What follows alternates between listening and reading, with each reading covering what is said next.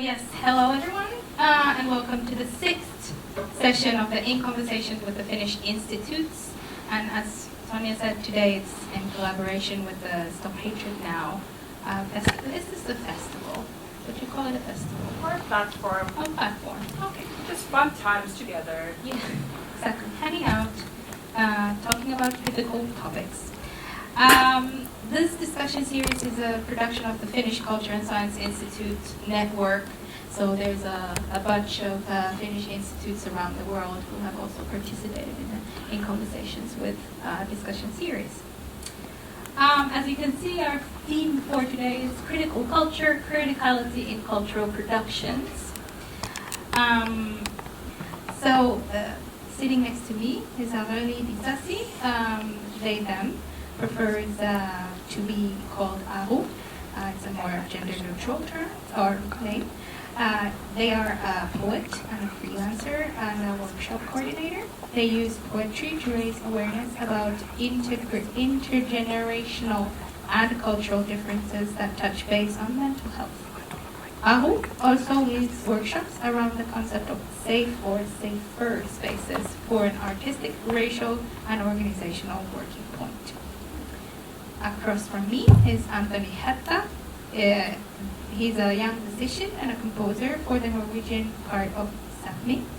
He's one of the two founders of Dampi Division, a cultural hub for young Sami musicians and dancers, where he and a dancer called Anna-Katrin Helander are teaching and arranging events where youth and adults alike can experience, but most importantly, perform music or dance. And then our third guest, Vishnu Vardhani Rajan, they, them, are based in both Hyderabad. I'm sorry, that has been the most difficult, like what I've been like, because whatever. And Helsinki, they are a body philosopher and a performance artist. Vishnu's works spans dance, non-performance performance, performing arts, performance poetry, stand-up and comedy, moving images, punk architecture, and cultural is this like a poetics or poetics? Poetics. Oh, nice. Thank you. Of community building. See, together we make more sense. Nice. Yeah, I've said before, today we'll be discussing the critical parts of cultural production. And I actually wanted to read a quote by Carol Ann Dixon, who unfortunately could not make it today to this panel, but was very kind of sending her thoughts on the subject. So she describes cultural production and the criticality of cultural production as such. Cultural production occurs in shared public space. Every object, text, or performance is produced by someone within a particular context, and therefore therefore it produces meaning that is open to different interpretations by different audiences and publics. Once something is in the public domain, it is subject to being critiqued because it does not exist in a vacuum. It always exists in relation to issues of justice, injustice, and equality and inequality that continues to be present in all societies. We have to share public space. Therefore, what is displayed in the public realm is a shared issue and is subject to negotiation. I think that is a good start for what we are discussing today. We're gonna have a good 40 minutes of discussion here, and then we're gonna invite you guests to ask questions from our speakers. My first question for you, when we were having our Zoom meeting before this, one of the things that really kind of, from our discussion, kind of stuck in my mind was like, when we speak of critical arts and culture production, like, what is the role of the institutions and the people in the institutions? Because it's usually somehow, well, Stop Hatred Now is actually discussing the institutions and their role, but somehow it's always like kind of pushed to the individuals that they have to do the change, or they have to kind of, what is the role of the institutions themselves? Would would you want to Vishnu start or? Oh, you can pass the mic if you don't. Would you like to take that? No. You're prepared. Well. Before I think about like what is the role of an institution, I've been thinking about like basically what kind of criticality do we need and how is this possible? So like the role of an institution in enabling thinking through all the critical possibilities is to like create accessibility.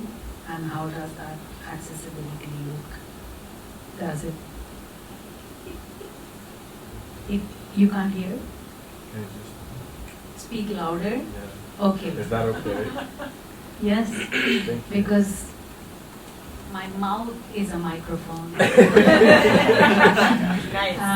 Yeah, so together we are loud. So for me, when I'm thinking about something else I wanted to say on like, is Stop Hatred Now a festival, a platform? I come from a cultural space that I am beginning to be more and more proud of after I moved away from there. Like, I'm from a city called Hyderabad. And for me, it marks like so many different aspects. The city is Islamic city. And then the biggest Buddhist statue in the world is in my city. And then it's also a place where Dalai Lama has been visiting during winter times. So it also has like biggest Anglo-Indian population in the world, I can say. And then it also had like multiple. It has been a multiple gateways to like various people that have been migrating into India. You think of Persians, you think of the Turks, you think of people from Afghan. So one of the biggest monuments, Charminar, it like dates now to 500 years old.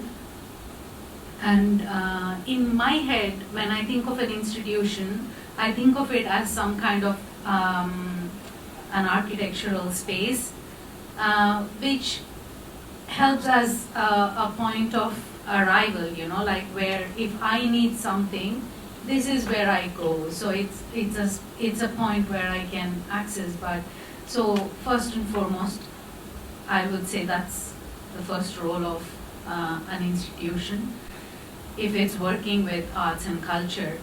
And then I'm also looking at what is culture, for example, for someone like me who's a migrant, and I had a choice. I chose to be here. I'm not here because of lack of choice with all the things that are happening in the world. And when this is happening, I'm also choosing what kind of cultural influences I want to have on me. And as a polyglot, I speak many languages, and also I'm inspired by languages. And I'm also looking at other institutions that are doing cultural work, which is not directly reflecting on like artwork, but for example, languages. One such important, what would you call it? It's such a huge part of communication, because that's where that's how we engage with one another as a being. Like every living item on the earth is somehow communicating, and we know that even trees are communicating with each other. So when I chose, for example, no, I didn't, going back. When I wanted to choose to study. I was earlier telling you about this on like what languages one is forced to learn is Finnish, and then you go to a language institution, for example, like Arbis. Then they say, oh, we teach all languages here, and then slowly you realize, no, not all languages. Sami language is not taught here, or Finnish Sign Language is not taught here. And what if I want to learn those languages? So where do I go? Then it's also becoming this kind of integration is becoming that you integrate into the hegemonic culture. So it just doesn't become a choice anymore. Then like you start to become this kind of like the other, you know, like someone without agency. And then like, in my opinion, like the institution is also pushing one to participate in the oppressions that are happening. So like erasure of minority languages, participating in this kind of hegemonic structure, because a lot of people come here and learn Finnish, and then that becomes the majority language. Wow, I spoke a lot. Yeah, go ahead, please. Antoni. Yeah, okay. Can you hear me? Yeah, you can hear me.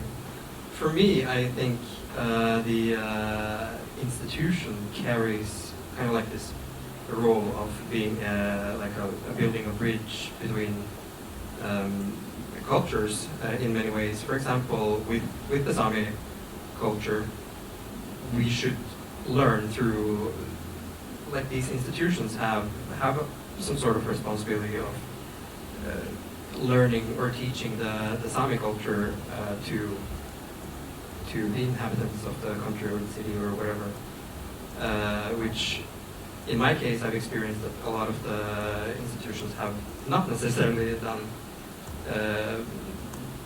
In the case that you can think of the school as an institution, I've experienced with the Sami culture and the Sami language that I've had teachers that has skipped entire chapters about the Sami culture and about the Sami language, just because it wasn't deemed as relevant for the subject we were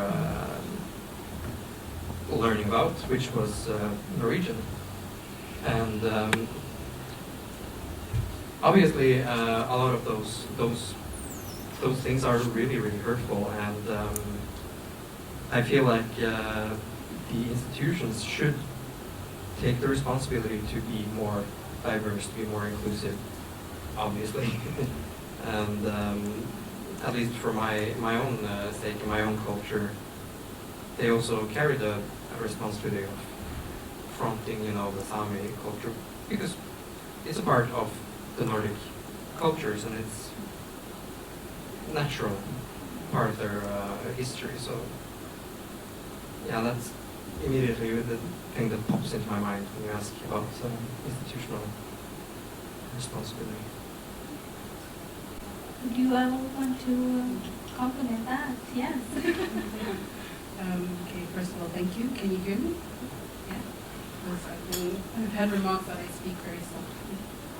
Okay, so what is the role of an institution in the people inside it? So I live in Belgium, and I work in the theatre, but I'm also a poet. So working on both sides as a poet and then seeing what is in an actual institution is really, really good.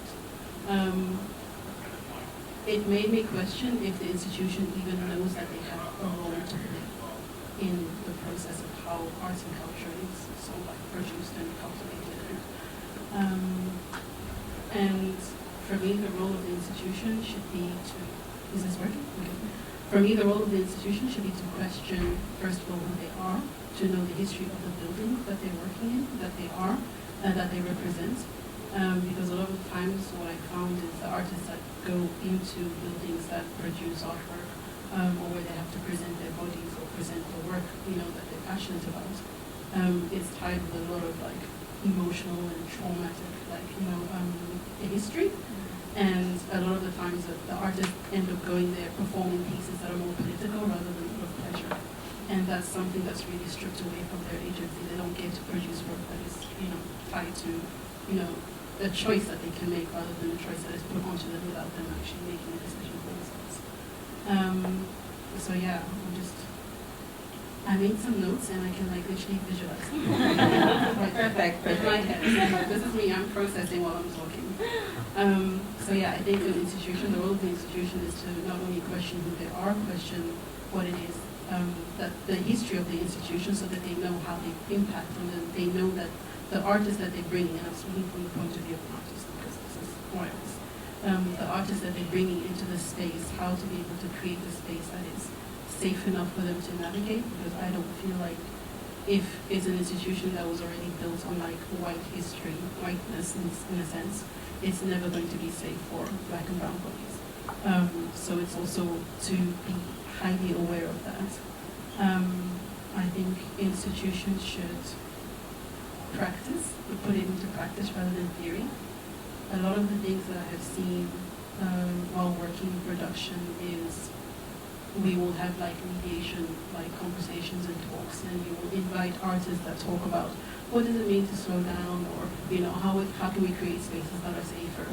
But these talks will be put within the space, but they won't actually be implemented within the institution.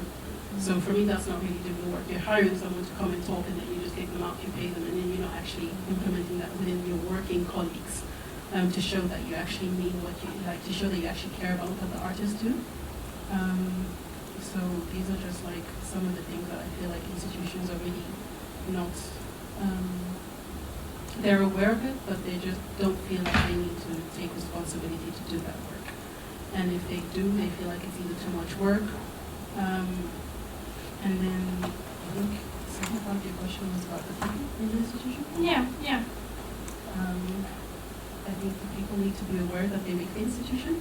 Yeah. As in if you're working in it, even if depending on what demographic you're in, you are part of that institution. So you not only, even if you don't advocate for some of the things that they do, you are now representing the morals and the ethics of that institution. So it's how are you going to hold yourself accountable to ensure that you're doing the work to not bring someone into an unsafe space? And this is sort of what I'm thinking that the role of the person in the institution should be, is to constantly do check-ins. I was having a conversation with a friend of mine who is queer and they live in Vienna, and we were talking about relationships, and I don't know if this is it's a very queer thing to talk about, I've never gone out with someone who's not queer. And when you do go into these relationships, there's this whole very stereotypical, but they've not been in queer relationships.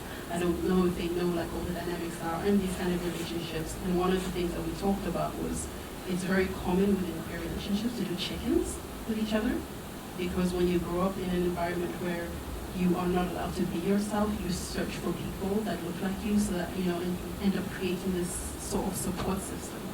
And I think these are support systems that should be in place within institutions. So people working in the organization should be able to create support structures within their institutions that allow people to feel like they're constantly cared for, and have a more intimate relationship with them, and to hold themselves accountable and the institution accountable. Because a lot of the times that I see is that when something harmful happens, it's sort of covered as, but it's the institution, without them realizing that they are part of that and they are perpetuating that. So I don't know if that makes sense to everybody, because I see your faces are Definitely makes sense. Yeah. And I think that my 2 pennies to this discussion is that I think it's when Finland we say squirrel wheel. I don't know where it comes from, but it's this constant, just round emotion where you go back and forth. And I think institutions and people working within institutions are this kind of wheel that the institution is seen as something that's completely intact from everything else, just floating. And at the same time, the institution sees the people within it as, these individuals, they just, they're representing just their whatever. And the people, like you said, I hope that once you are within the institution, you have to see yourself also part of the institution, not as in I am now here in this building, but we are disconnected, which I think is a really, really important thing to do. Oh yes, thank you. Hearing my own voice. But yes, go ahead, Vishnu. Yeah, I'm very inspired to like pick up from what you said, Aru, on people make the institutions, and something that I've been thinking about, like in 2017, I wrote like a small text on like open calls, and it's something that like still triggers me 5 years later on like how open calls in especially Finland works, because the idea of an open call is that you will reach to everybody. But then recently I went on I attended an open call, I got selected, then I went to this thing and I realized, oh wow, I'm the only brown person in this group. And I kept having like constantly how I'm looking at myself from outside and I'm also like within this group, because I was having fun with the people, but I was constantly aware of pictures that would be made and how this picture comes through, and I was thinking of like, wow, I am Kamala Harris of this group, you know, like totally a token minority, like, and what do I need to like now do? And I kept thinking about this on when I asked the folk on like what actually happened, like why is it just me in this group, then they said that, oh, not many black and brown people attended to this. And I was thinking on like what institutional, the people in the institution could actually use both, like you send out an open call and also reach out to people to attend to this, because people that don't have the habit of writing to open calls, because you don't somehow think about like, maybe this is not for me, maybe, like, you know, there are so many questions, and especially people that are not used to getting things working out their way. Going to this space of like learned helplessness, where you just don't even try. And especially like when I think about like who I was 10 years ago to who I am now after like 10 years of living in Finland, I feel like I am already filtering out the things that I can apply for. Yeah, like it was something else that I want to say. I'm an oversharer, and I hope that it's okay for you all. That I didn't even have a bank account and a bank card, because I'm just a punk and I'm using cash, and I was not paying taxes and just living in a way that is, yeah, I know this can be very shocking, but somehow I was having this kind of alternative economy, because this is something that I'm very familiar with. I'm giving yoga lessons, I get money, but then I do things that where like people, then I pay like 60% tax, and then I get tax returns, all this. Anyway, so but the economy shapes our behavior so strongly, and it's something that is very striking, that I didn't understand that in Finland you don't have a bank card, you can't even apply to some grants, you can't apply, you can't access certain information. Everything is open, but it's only open through this gateway called a bank card. And I'm thinking, wow, the human behavior in Finland is directly, I'm using the word architecture here just as, yeah, like how we navigate our social and cultural spaces. It's deeply designed by your economy. Like you have a bank card, you can access some things. But what did I want to say with all that? I forget. Because I started with open calls and then I ended with, but yeah, I maybe it will. Maybe it's the choices that institutions make then to how to invite people in. Yes, yes. So when I have been constantly writing to like different places, you know, and then Kone said that, oh, we disabled bank card thing, so you can directly apply. That only happened 2016 or something like this. And then Taike during Corona time, they also like made it possible that you can apply. So I'm thinking, for everything there's an alternative. There is an everything, and these alternatives are possible, and people keep talking about like diversity. I'm thinking, please stop using that word when you don't mean it. Just use the word alternatives, because there are ways around. Like there are shortcuts, long cuts based on like what route you want to take, where you want to go, and who you want to be with. And yeah, you wanted to say something, or you were reaching out to the mic. No, Thank you for that. No, it was just to add on to your point, because you were talking about open calls, and it just made me think of a situation where there was a job opening, and the director of the space like made a comment in saying that, oh, there was only like, you know, one BIPOC person that applied, and he's like, I see that as a success, and someone made a comment to be like, how is that a success? So it just made me think, is like how white institutions, as long as there's one black or brown body in the space, it's seen as enough work. And it's like, how do you sort of like change the narrative or the perspective, and in making them realize that this is not a space where black and brown people actually want to be in. Because for me as an artist, when I'm called to a space, I will talk to my other black and brown friends to be like, okay, have you worked here before? Is it a safe enough space? What is it? Because institutions don't realize that we do talk, and we do like have little like background.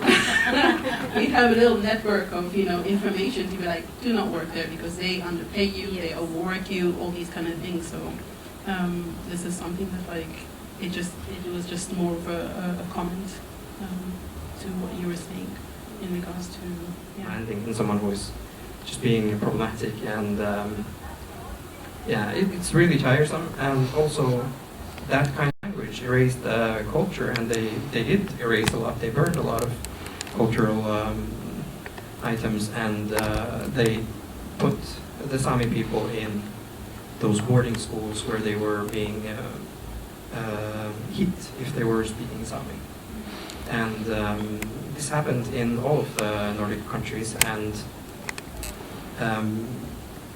a lot of us still carry that, even though this happened 3 generations ago, 2-3 generations ago, we still carry a lot of, you know, those generational traumas and those wounds from the cultural purge that happened. And I had one today when I was putting on this kaki, and I was thinking, I'm gonna grab a electric scooter to the brunch, and I thought, now they're gonna laugh at me, because there's this basically how oftentimes I feel. There's this monkey walking around with funny clothes, and he's on a kick bike. Let's put that on TikTok or shit. It's those kind of things are really present in. I can't speak for the whole Sami community, but a lot of people in my close network, and that's why we need institutions to, you know, take the responsibility to, you know, help erase and help also to, you know, work through these traumas and, you know, inform.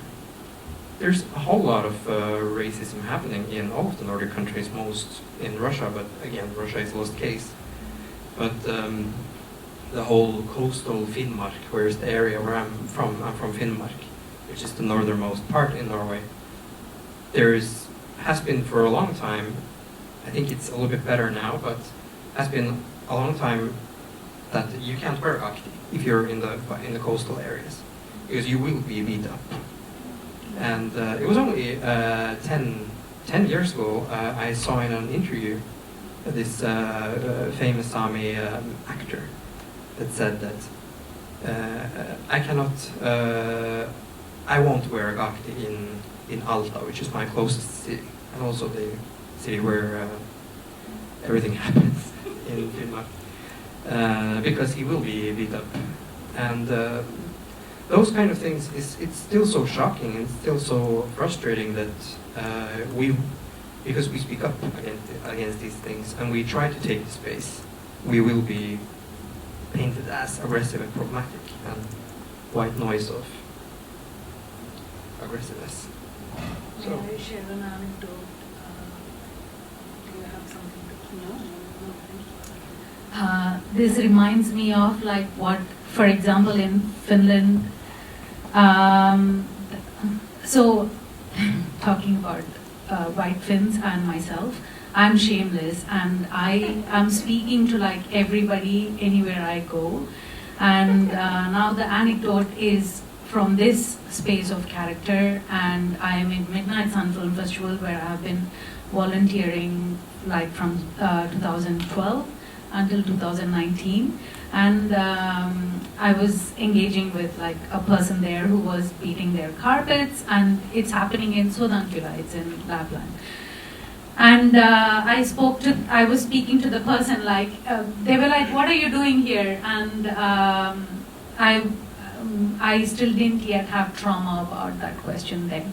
So I was like, I am here for the Midnight Sun Film Festival. Did you go? And then the person was like, 30 years of Midnight Sun Film Festival. I didn't go once. And I was very surprised, and I was thinking, wow, they took so much pride in not going. And later I started to comprehend that, oh my God, Midnight Sun Film Festival, even though like one of the people there is Sami, but like it participates in this extravagant annual gentrification where like we all go there and like just I don't know, do a lot of boo-boo in that place and then leave, and also like buy a lot of stuff from there. Oh, Carmen is here, who also, sorry to put you in spot. No shade. We know each other from Midnight Sun Film Festival. So, and it's this kind of utter lack of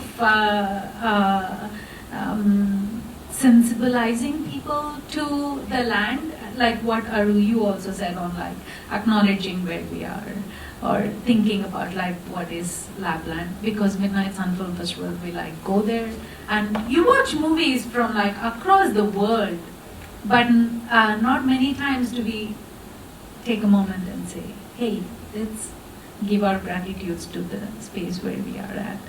This is Lapland, it's Sami land.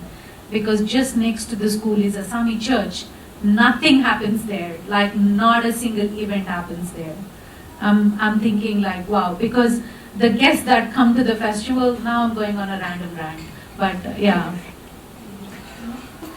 Finish your sentence, yeah? I mean, hey, Midnight Sun Film Festival, do something at the Sami church too. You know, something that that honors the space. Like you, it has been now. I think Midnight Sun Film Festival turns 37 years old. So I'm like, wow, why is Finland and its institutions constantly hiding behind non-coloniality, which is like bad education in a country that prides itself in like the best education in the world. So I find it like quite sad.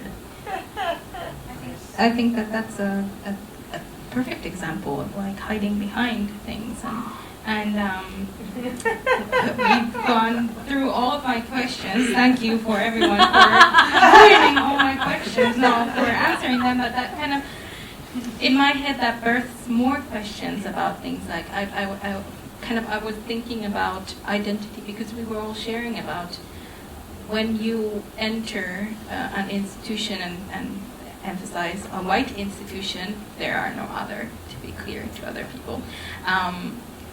Your identity, it's when you are othered, your identity plays a really big role on everything. But what happens in the other end, which I'm really interested, like you were saying, like we're now playing into this, non-colonial, this didn't happen kind of role, but what kind of, because this dissociation from the institution to the people, but also at the same time the identity of the institutions and the people in the institutions, like what happens there and what's the effect of that on people then coming from outside and maybe their communities are not engaged into. I'm sorry, I threw a curveball that was not in the... So because I live here, I'm kind of intimate with like all the things that are kind of like strange, and there's a huge dissonance when you live in Finland, and in that way, like I'm also like letting you into like Finnish culture. There's a huge dissonance in the common Finnish discourse and what we live, because in Finland, like there is an idea that it's how do you call, like I'm now thinking multiple thoughts, but the idea of like how did the rice travel here and how did riisipiirakka happen? So riisipiirakka, rice pie, Karelian pie. I'm yes. sorry. And please give us an explanation for this. How did coffee? Yeah, how did? I just mentioned potatoes. Yeah. Can I just say potatoes? Thank you. Or then, if you look at like the local fauna, flora. Sorry, not reindeers, but like I'm talking about the small flowers and these things. You see how migration has been happening in Finland from Ice Age. But like people say, we are new to migrants. And I'm thinking like this is absolute cultural erasure. And then, Yes. may I use FUCK? Like FUCK, the Finnish simplicity. Because like in Finland everything is simple. I'm like, why? Because culture is something that's inherently complex. And Finnish culture has been complex. But there is an idea of it's a simple country. It's like everything is monodimensional is an oxymoron. But like Flat. Yeah, flat. Not like the coffee, but flat white.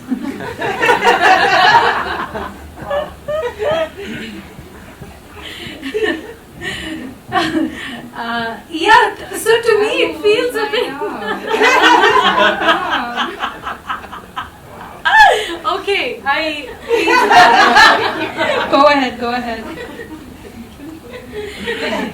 Yeah, I'm thinking, just going back to like thinking about owning it, like saying that in Finland, stop saying that first and foremost, like in Finland we do it like this. No, in Finland we can evolve. Finnish culture is complex as well. And like look at us here, all of us living here. To me it's like, wow, yeah. And what I wanted to say about the role of the institution, it's, this idea of the finding like one expert, and that's also like tokenizing or like milking somebody, juicing someone so much that that person starts to have deep exhaustion. Like this is why I was starting to talk about it on like why you get invited as like this one Sami person there.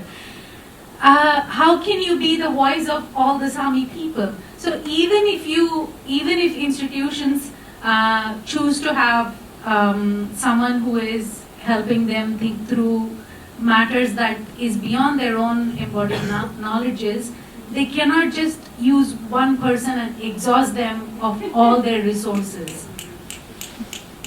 Here. Who?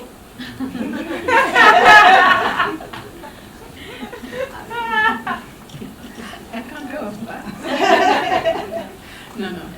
Can you actually repeat your question, please? I didn't really have a question. Yeah, I was just like thinking about the role of like identity of like the institutions and the kind of disconnect that happens between the institution and the people within the institution, and what kind of, because we always go in and we're seen through our like one identity, and then we represent that one identity in there, and that kind of also controls the narrative that what we are going to go and do there, and what we can't do there. So what then happens, like I'm thinking about then the white identity in the white institution, like what is that, how does that role happen, like what happens there, and kind of what's going on there, and trying to kind of understand if I'm always just the black woman who comes in and, you know, I'll give you some diversity education and I try to drop some anti-racism there, but of course that's completely not happening. But then I always enter just through this, I do not enter in any other way. There's no other interest, but then you can still find interest in, you know, white artists or, you know, other than that, within the institution. So my thoughts were like, what do you think about that? Like, what are your thoughts on that?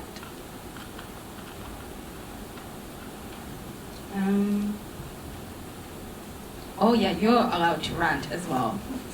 They did that. I mean, you're also invited. We're trying to rant without outing people. So, yeah, okay. When I think about my identity walking into places, I know that I'm picked to walk into a place for a purpose on their benefit, not my benefit. And that's usually been the case. So already when it comes to identity, there is a huge like power dynamic that comes into play, and it's from the white gaze. So when I walk into an institution, I know that I'm going to act a certain way, speak a certain way, perform a certain way, just to survive. Not even to perform what I'm supposed to do, like just to survive. And that I think we need to understand that also, like, because I'm thinking about my upbringing. So I was born in Belgium. We moved when I was 4 years old to Zimbabwe, and then when I was 9, we moved to Botswana, and I did most of like my high school and my most of my primary and high school there. So those that don't know where Zimbabwe and Botswana is, it's in the southern part of Africa. And then I went to the UK for university, and then I went back to Belgium. And when I think about just unpacking identity, like, I'm Congolese, but I've never been to Congo. And when I walk into spaces, and if you know the history of Belgium and its colonialism with Congo, that is something that is really evident in like almost all the buildings that you walk into, even banks. So to have to sort of like, to try and make an identity of yourself without having that history it's really difficult. Like, you cannot. And people just see you as a walking sort of like commodity to be like, oh, okay, let's take this box if we have this person in this space. And I think just the point I was trying to make in like the different places that I was upbringing in is like, I noticed every place that I've lived in, I've been raised with the tools from the white gaze. So from being in primary school, we had to learn English in school. And if you spoke with a British accent, you were considered like, you know, one of the like clever people, or most of people called coconuts. So it was one of those where there was an issue of class. And it just became really difficult to deconstruct the further, you know, the more I moved around. And then just, being in Belgium, it became a question of like, if I work on my identity, it's politicized, but then also if I don't, it's seen as like, you know, I don't care enough about like myself or my community and these kind of things. I'm trying to like remember also like, because that was a very long question and a very wide, it was a very broad question. But I think when Answer to any question in your own head. I have so many questions. That's the thing. And this is also part of my practice. Like one of the things that it brings me back to your first question in the sense of like what, you know, is the role of institutions and the role of people to constantly question. Like if you're not questioning yourself, you're not doing the work. I mean, personally. So yeah, when it comes to identity, I think, and it comes to, because I'm thinking of artists walking into like cultural institutions, their work is influenced by the public that they know is going to walk into them, which is mostly white public. The language that they use, they usually when you have to write a press release about the work, or when you have to write sort of like a synopsis about what the narrative is about the production that you're producing, you kind of like have to tweak what you're writing about just so that the public can understand, which is mainly a white public. And I recently worked on this production by this South African artist called Moya Michaels, who is absolutely amazing. And the work that she does, she doesn't write a narrative like as in like, oh, this is the beginning, this is the middle, this is the end. Her production is about taking you on a journey. And that's literally what she does through the dance of the choreography, through the music, through everything that she works through, even in the way that she collaborates with the artists and the technicians on set. And it really is like a journey that she takes you on. And what I noticed is that when it came to the premiere nights, most of the public were like, okay, but we didn't understand what was it about. And it's like their entitlement that you have to know what it was about, when she is a black African woman that wanted to create a piece that she didn't want people to understand. She just wanted them to be on the journey with them. But the fact that like when you walk into a space is that entitlement to yourself and to your work, that is, and that, you know, they kind of pin you as, because you're black, you have to talk about these issues.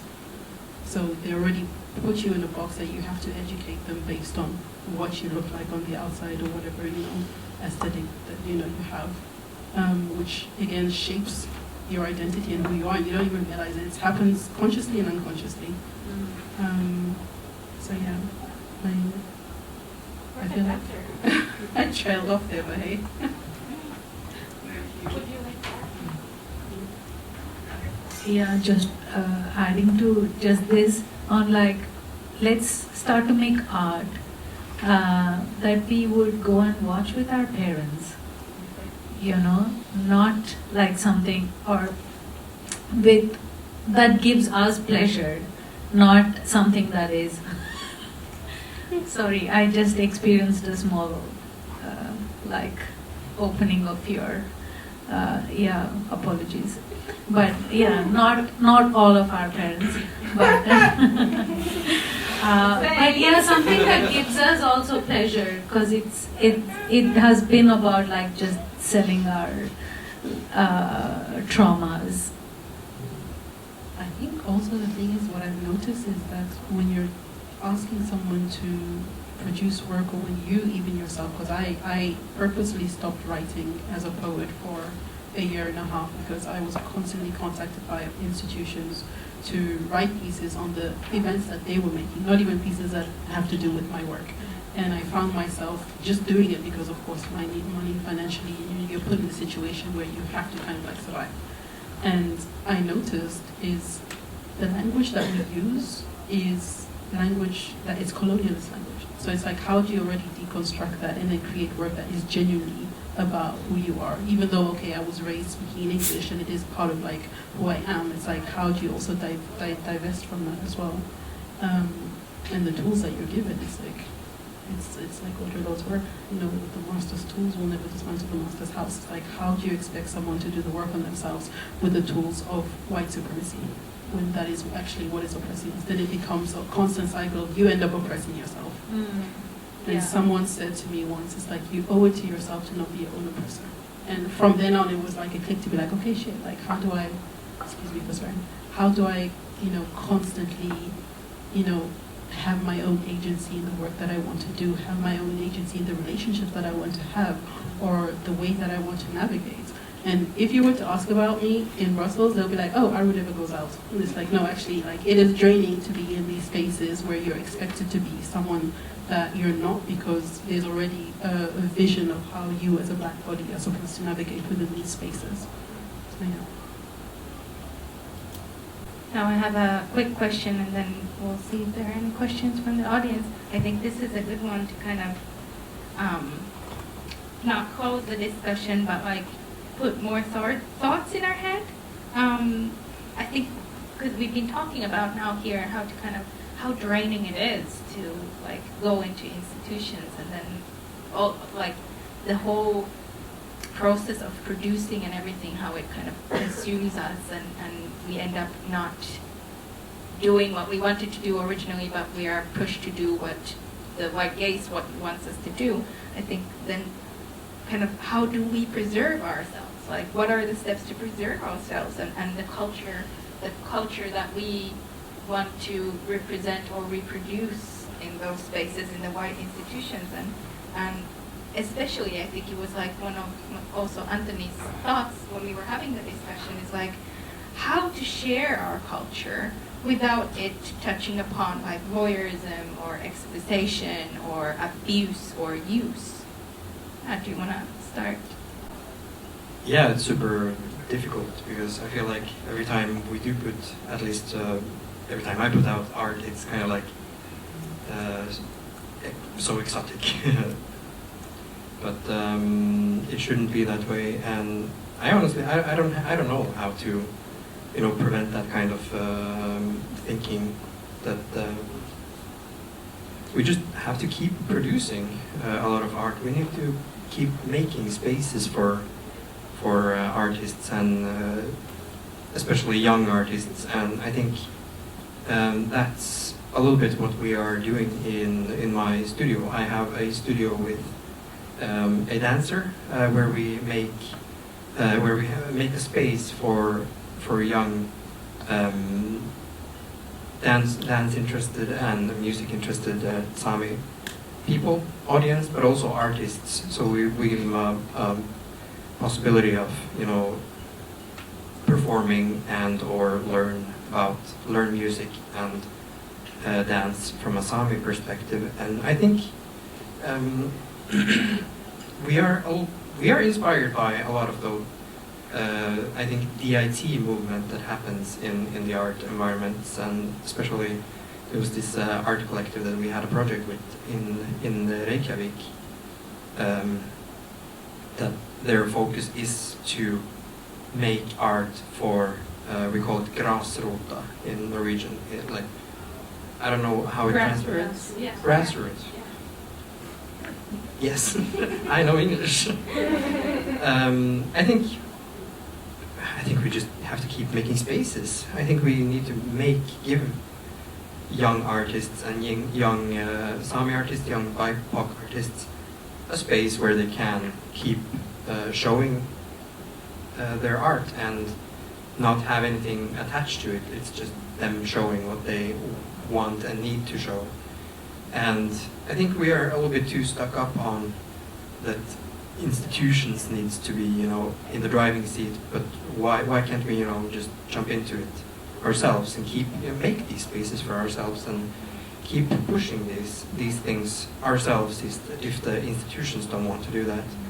And I think that's what's important for me and Anna-Katri and David Division, which is the name of the studio, follows on Instagram, shameless plug. In any case, I think our goal is to, take that space and make it an open space for artists.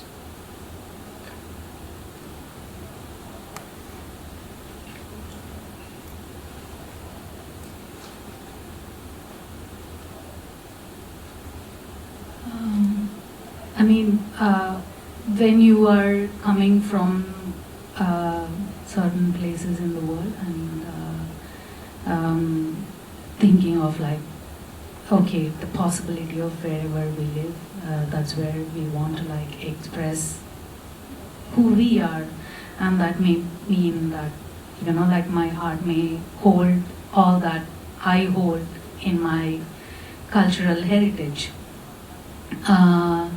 What I have been thinking about is, I mean, Noni now writes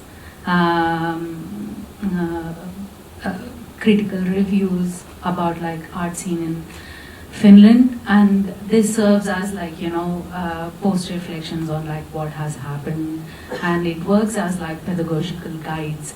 But honestly, like right now in Finland, or like it's a habit in Finland, like especially, I'm being very impolite, I am sorry, and it's not like some kind of Finnish art bashing, but I just feel like I'm very sad when I see very good art that loses its charm because it stops having aesthetics, because that's what I think something is artistic, and that like holds certain aesthetics. But in Finland, like people start to make art about classes that they don't understand, cultures they don't understand, people yoiking, people like doing things that are not their part of their cultural heritage. And I do know that like who does culture belong to anyways, the article I'm referring to, and everyone has a mimetic need. But you know, I feel like when someone has this strong need for making art about people from India, go beyond the documentary ethics and like give them money, give your protagonist money. You're making a movie about like somebody's class, give them money, they need it. Or yeah, I mean, I'm talking in currency, but like it seems like something very urgent on my head. Yeah, in terms of how to preserve ourselves, that's still something I'm trying to figure out. And I think it has a lot to do with constantly just relearning what works and what doesn't work for you. Having a support network outside of the institutions that you're working with, that's a very, very important one.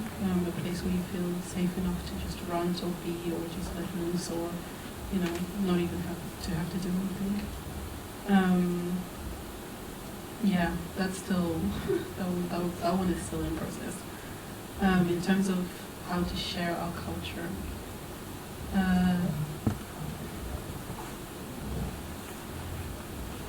the thing that I find a lot with the institutions is that our culture is mainly shared when they choose to exhibit. And a lot of the times is that I don't think communities realize how much power they actually have. Yeah. And I think it's really important that when they have that awakening, to know that they can mobilize things for themselves, to know that they are a resource in themselves to be able to utilize what they have. And a lot of times it's like, I know we live in times where financially things are really difficult, homelessness, everything. But I don't think they realize that institutions need us. And when that comes, I don't know, when that comes to light, it's something that's really powerful. And like in terms of like what you were saying about how institutions need to have, a person to question like, okay, why do you want to choose this art? And it's still, for me, that's still putting the narrative back into their hands and the power in their hands of like, they get to decide, because that is something that has been tried in Brussels, where you will have someone, an external person coming in and questioning, okay, why are you choosing to work with this person, But it's like the organization will still get to choose who that person is. So it'll still be the benefit of, what they want. And especially if it's something that they don't like to hear, that collaboration will be cut really quickly. So I think it's more putting the power back in our hands to be able to sort of like shift that narrative. Yeah. Thank you. Yeah, that's audience. Hello. Here's my pretty face. I know I've been like away. But is there any questions that you want to ask our panelists? Yes. Yes. Oh, yes, please. Go ahead. Do you want the microphone or? Yeah, sure.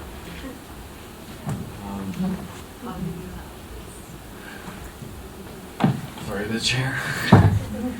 I've been having thank you so much. Thank you. Such an important conversation. What I've been thinking, great guests, great minds. What I keep bumping into with the institutions and especially museums is basically everything that we stand on in white Europe and their motives. So for me just try to get a question for yourself in this is, for me it's interesting to view these institutions when they're based on whiteness, they're based on capturing what's that word? Other cultures. So basically it's a space for people to go and view, oh, those people are like that. And for me, it's really to be transparent.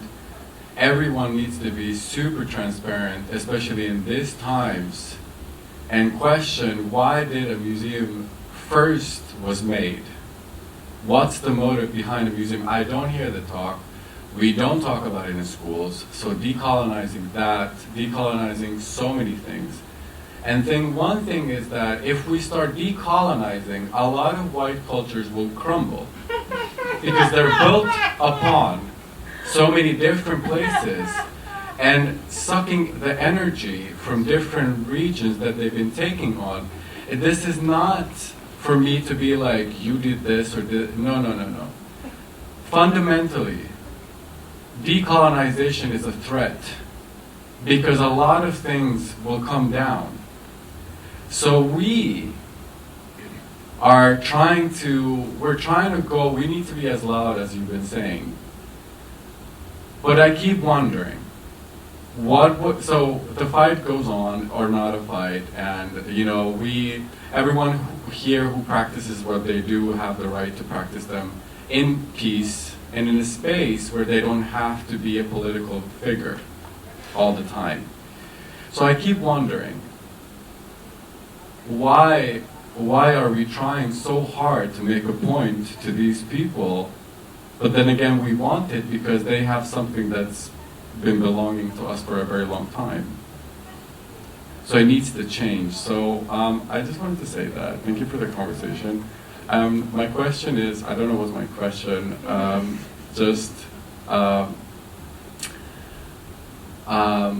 what do you think about questioning these institutions, and how much has it been in your practice when you've been doing it? Or do you want to do it? Or what's your attitude towards it?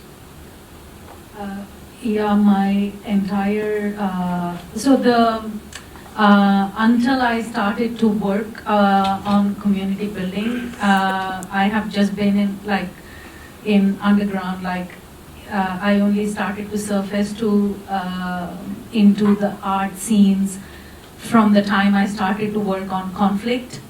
And the first time I thought I need art institutions to work on conflict is when I started to experience conflict. I was in a movie which was made by this very white person, and then it was I did the whole I'm funny, I'm creative, and I have a lot of different things to say. So the whole movie, literally, I did the whole dialogues, and it was a movie that was called Shave by Martin Scorsese, I think, a short film that was remade, and then it went to WAFT, and they're all this big anecdote. But a conflict happened, and her father, who is a lawyer, wrote me a message saying hey, lots of story. So I wanted to know, okay, how do you deal with this conflict? Because I am nobody. in Finland. I don't know any law, like nothing. So I went to ask in Kiasma, like, hey, what happens if there is a conflict? And what they told me, 2017, mark you, this year, we have no conflicts in Kiasma.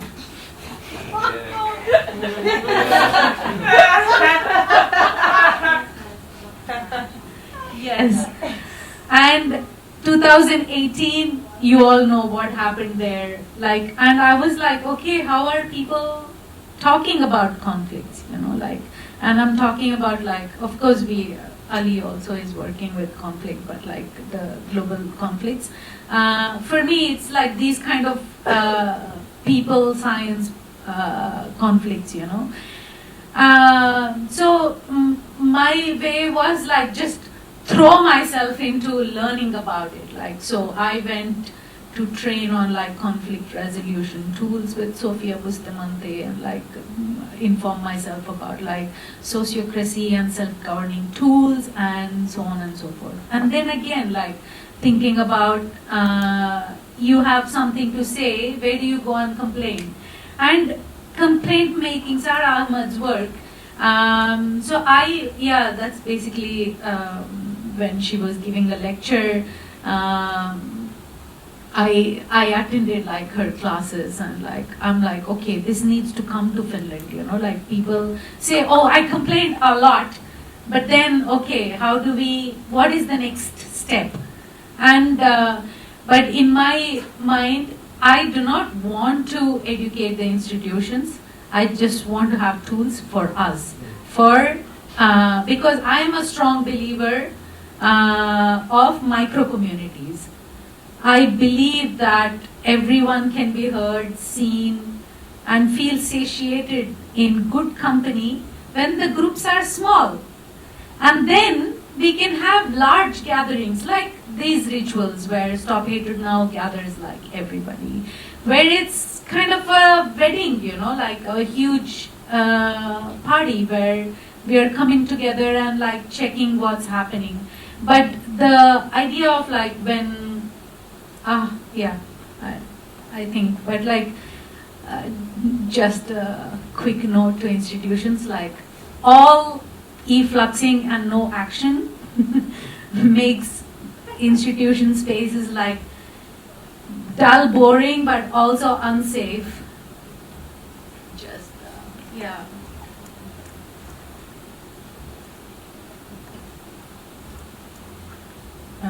Thank you for your question. I have worked with museums actually. It was a horrible experience. Because, I mean, to put it bluntly, what museums don't realize is when they are presenting, you know, these artifacts, when a white person walks in, it's like, ooh, okay, this is pretty, or ooh, you know, you don't know the history or like the significance that it has to a person of, you know, the country of origin of where that piece is from. And a lot of times it's like, it can be a beautiful piece which has a very holistic symbol, but because of the journey that it took to get into this space, it's now tied with trauma. So when a person, you know, from that country comes and sees this piece, it's just going to be a traumatic experience. So we could be looking at the same piece, but having two totally different experiences within this museum, which is why like we did a workshop on how, you know, museum as unsafe spaces. And yeah, I wrote some things down in terms of like what you were saying about like decolonizing the space. And the reason I feel it's really difficult for museums to do that is because then they realize that, you know, they are complicit to harm. And in order for them to actually deconstruct, I hate using that, but for the purpose of this conversation, in order for them to deconstruct, you know, the work that they're doing of who they are, it takes a lot of vulnerability and admitting that you have harmed someone, or that you're doing harm, or that you're perpetuating. And this is, for me, in a lot of the practices that we do, whether it's in, you know, corporate institutions, cultural institutions, whatever, I think vulnerability and softness should be at the core of the work that you do. because that really initially allows you to be critical with yourself in seeing how you react. Okay, this person said that this was harmful to them, and I'm reacting defensively. Why am I reacting defensively? You know, and a lot of the times our reaction comes from like, you know, past traumas or parental relationships, and you know, it's really, and we project that into the workspace as well. So that's one of the reasons why I think it's quite difficult for museums or, you know, any form of like cultural institution to sort of like break themselves away from that.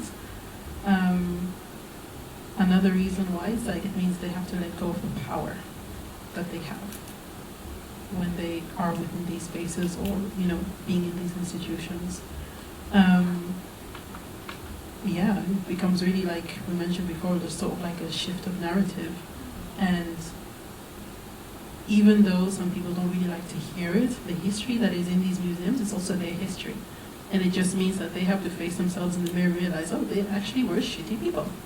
They actually did a shitty thing to, you know, like steal artifacts, or it's an actual archive of the trauma that has been just passed along. And this is something that like people don't want to, they sort of like, how do you say, they paint over, they wash over the trauma, and they make it sound really beautiful by just decorating museums and just, I don't know, making it visually pleasing to walk through, so you forget all of that as well. Yeah. I'm trying to read my own handwriting. Yeah, so yeah, when it comes to those histories, there's a separation of the narrative with that. So when someone who works in the museum, or who owns a museum, or who, you know, is the collector or brings, you know, these artifacts in, their narrative is, oh, I'm just bringing in artwork. Whereas someone else's narrative is, no, actually you're bringing in my body, you're bringing in my face, you're bringing in, like, you know, who I am. And it's like it's very easy to create a narrative of separation, because then you just sort of like, you walk around with rose-tinted glasses, and then you don't have to really hold yourself accountable to the work that you're doing. So sometimes I wonder, those that choose to work in museums, like, how do you how do you walk in there and be like, yeah, I want to work into a museum, I want to walk into a place that has actually basically stripped everyone of like their history and redesigned it to benefit them. So yeah, that's sort of like my trail process. I do not have a solution to your question. I do think there needs to be constant, like I say, questioning of the self and of the museums and just of the spaces that you're working in. Might never be a solution, but at the end of the day, the more you question and the more you allow yourself to be vulnerable, the more work you're actually doing. And there has to be consistency, because this is something that I see a lot within cultural institutions. I hear a lot, is that, oh, we work a lot with these kind of concepts, like they'll throw the word like intersectionality, they'll throw all these like, you know, quite academic, you know, frameworks, but they won't implement that into their work. And because it looks like they're doing the work, they use that as, okay, we've not had the same experiences as you, but we're willing to learn. And that is seen as enough from the outside perspective.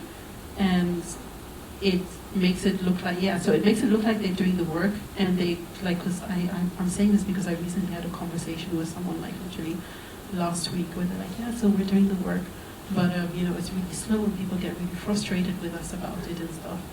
And that is seen as a reason as to why they shouldn't be consistent, because for them it's like, it's just so much, and they're just not used to it.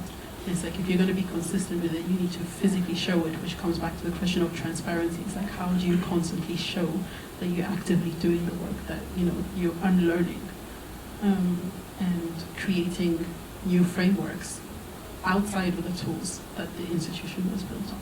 Because I don't think you're going to be able to reach a goal of creating a safer space with the same tools that the institution was built on. Like, it's the question of like reimagining, and that goes back to the agency taken away from the artists, of how, you know, they don't get the choice to make pleasurable art. And I think one of the most powerful tools you can have is being able to have agency over your own imagination. It's like Bell Hooks said, you cannot imagine it. You cannot bring it to being if you cannot imagine it. I'm really paraphrasing here. So you need to,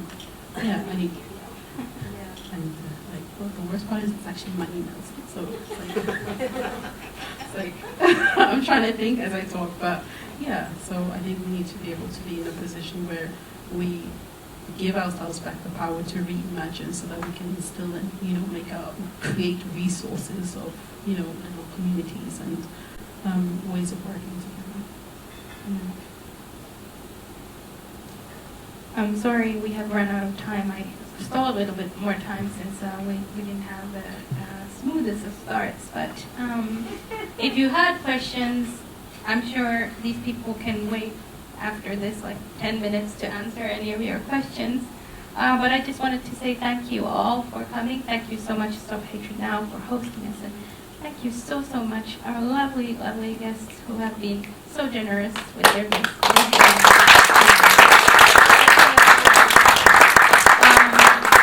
If you became more interested in conversation with the Finnish Institute's discussion series, you can go to YouTube, type in conversation with the Finnish Institutes, and there should be 5 episodes, and the 6th one will become available when the time is right.